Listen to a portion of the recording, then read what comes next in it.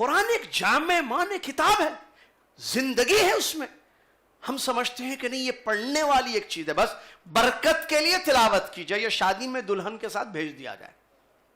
آج کل شادی ہو رہی ہے نا، شادی میں دوسری سامان کے ساتھ ایک وہ بھی دیتے ہیں، کیا؟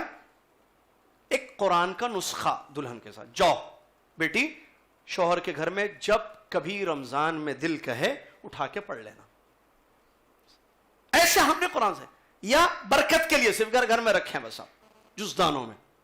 نہیں، قرآن زندگی ہے، قرآن میں سب کچھ ہے.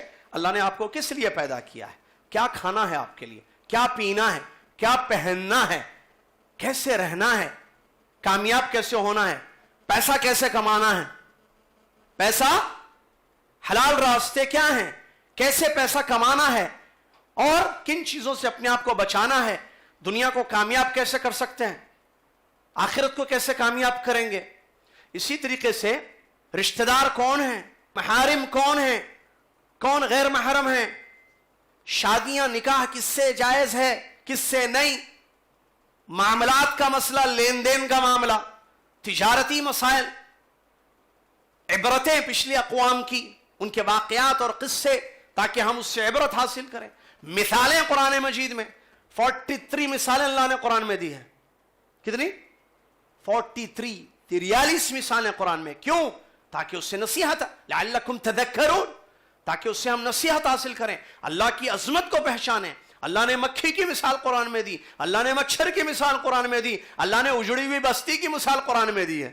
مکھی مچھر بھائی، جس پر سائنسدان جو ہے تحقیق کر رہے ہیں، کیا کہتے ہیں اس کو؟ ریسرچ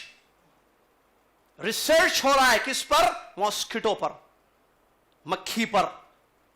علامہ ماوردی رحمت اللہ علیہ کی ایک بات مجھے یاد آتی ہے.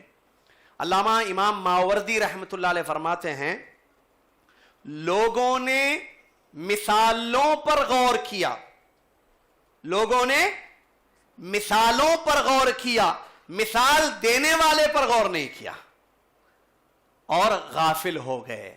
کہتے ہیں ان کے قول کا مطلب، لوگ مثالوں میں پڑ گئے، جیسے مکھی کی مثال، اب مکھی پر ریسرچ، مچھر کی مثال، مچھر پر ریسرچ، اور مثال دینے والا کون ہے یہ، اس سے غافل ہو گئے اور اپنے آپ کو برباد کر دیا.